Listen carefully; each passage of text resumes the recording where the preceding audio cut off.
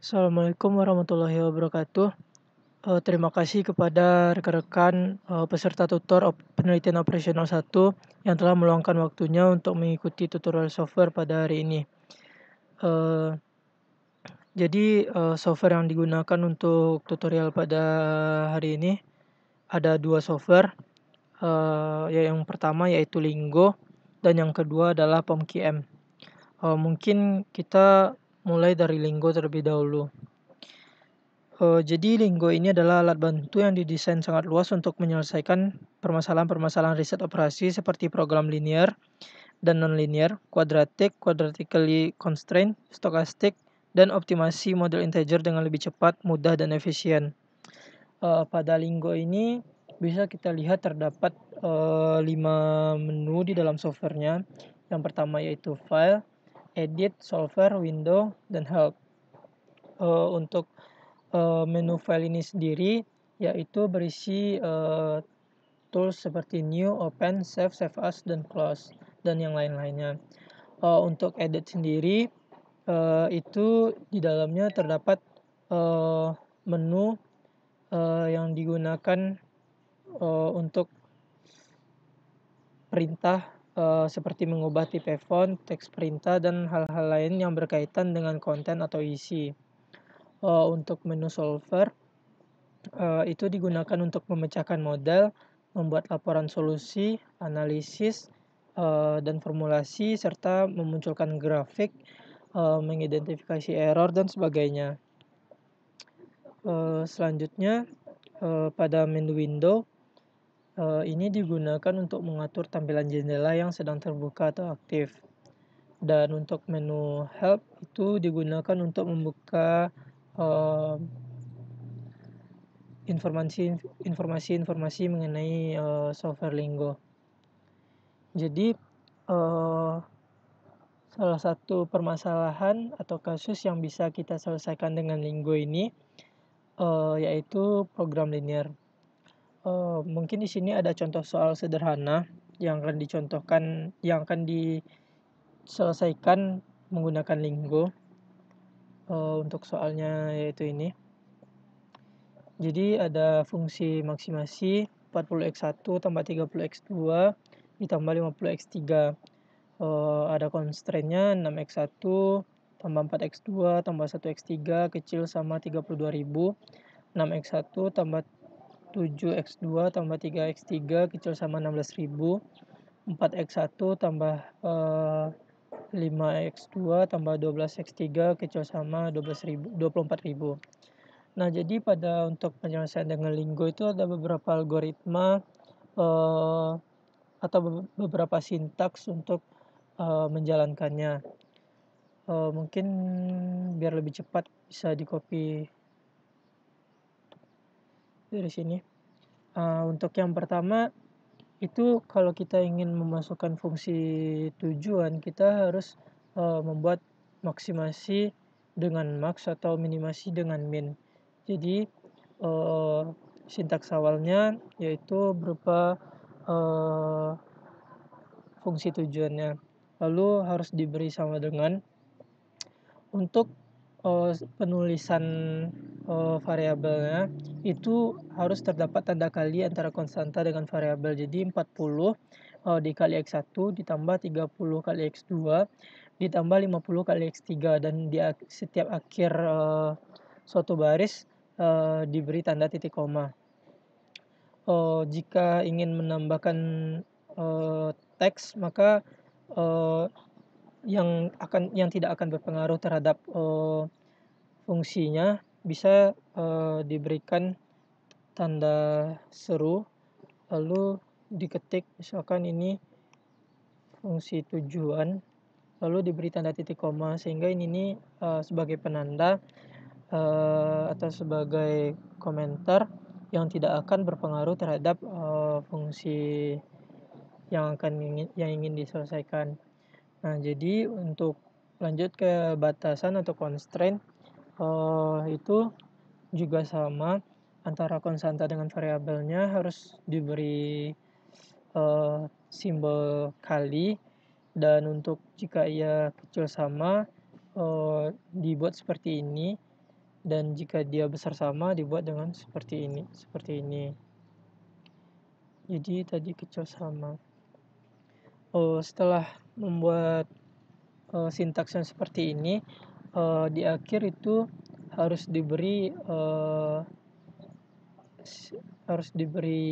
n seperti ini untuk menandakan bahwa model yang ingin diselesaikan itu memiliki batasan sebelum baris n ini.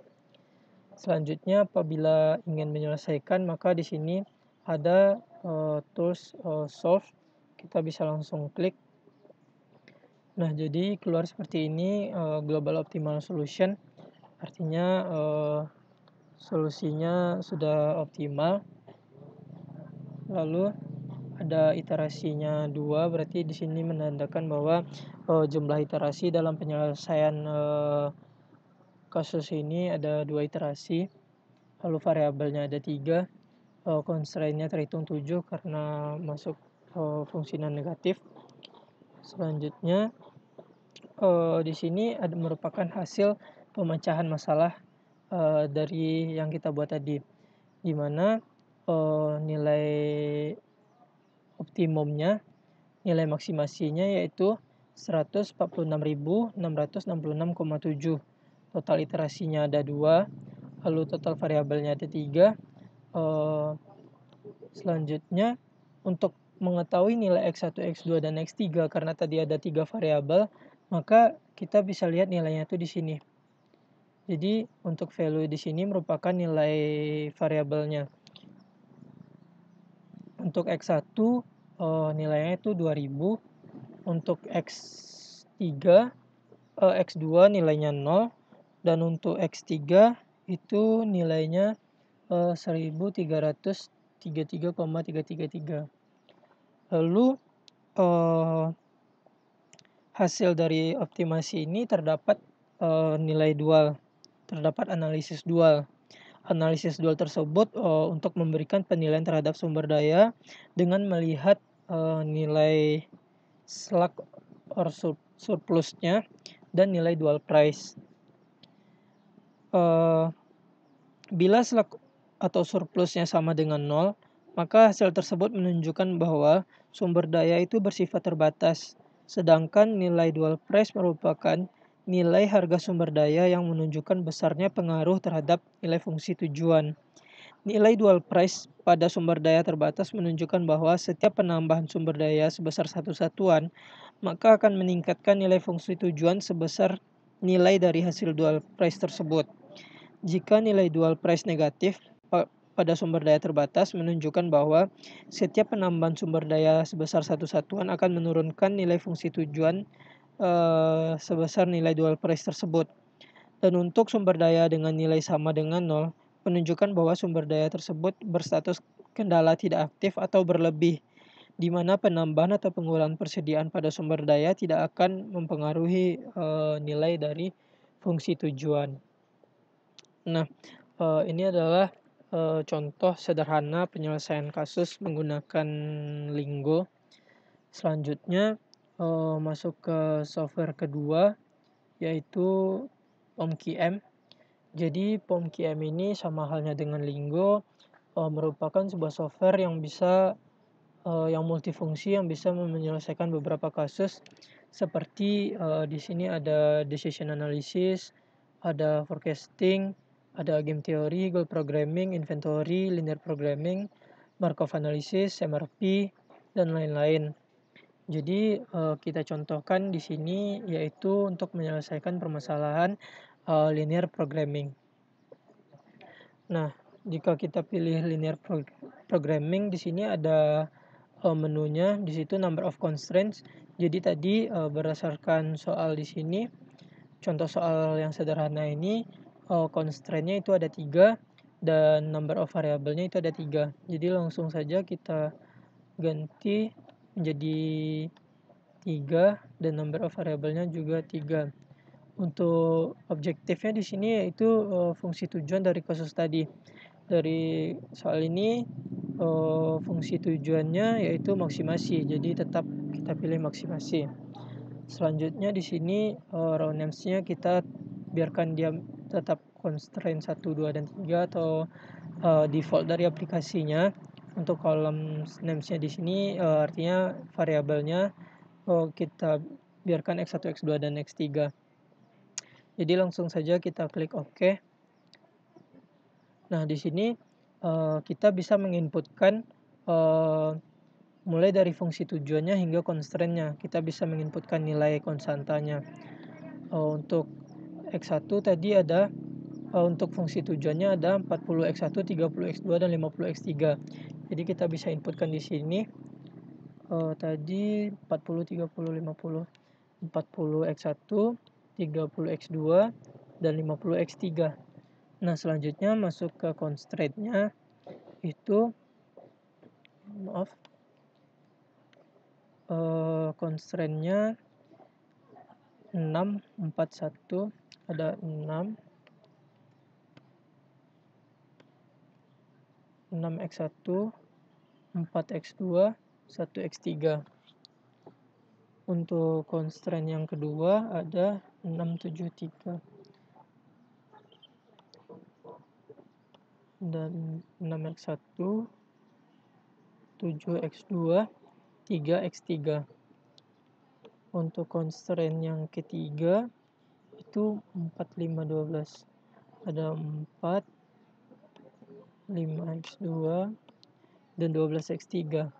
Nah, selanjutnya di sini kita ada tanda, untuk tandanya ada kecil sama dengan, dan besar sama. Jadi kebetulan tanda yang kita gunakan tadi kecil sama sehingga dibiarkan tetap.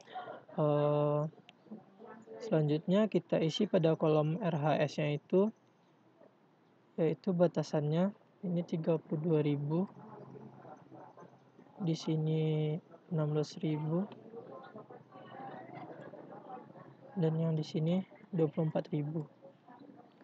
Nah, selanjutnya itu ketika telah menginputkan nilai dari fungsi tujuan dan constraint-nya, kita bisa mengklik menu solve.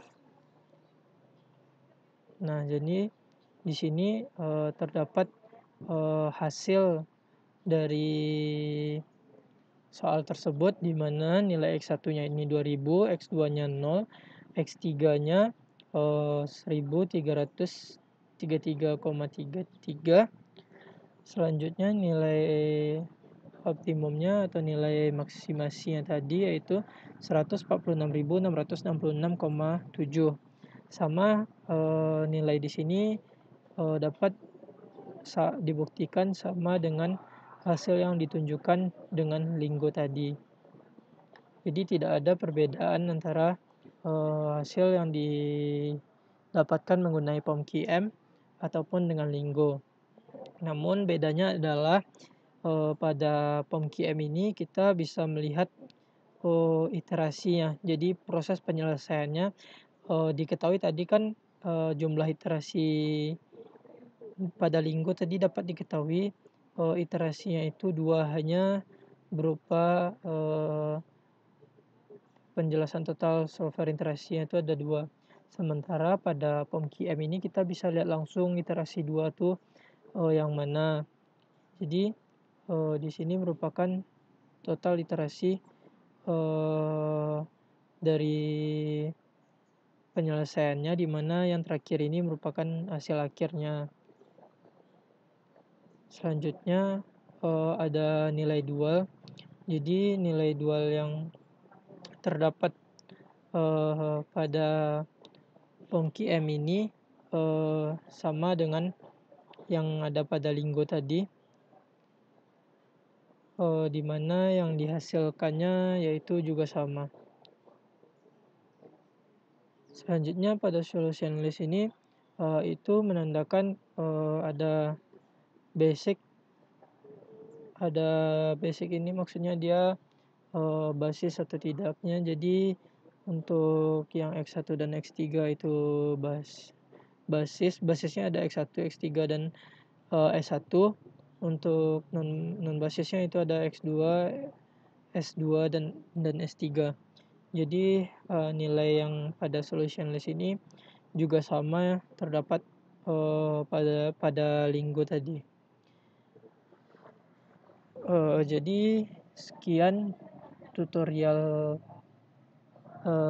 software OR1 ini. Mungkin pencontohan soalnya hanya sederhana karena, eee, tujuannya agar rekan-rekan dapat mengetahui bahwa, untuk menyelesaikan kasus mungkin dalam hal ini program linear, itu bisa menggunakan, beberapa software.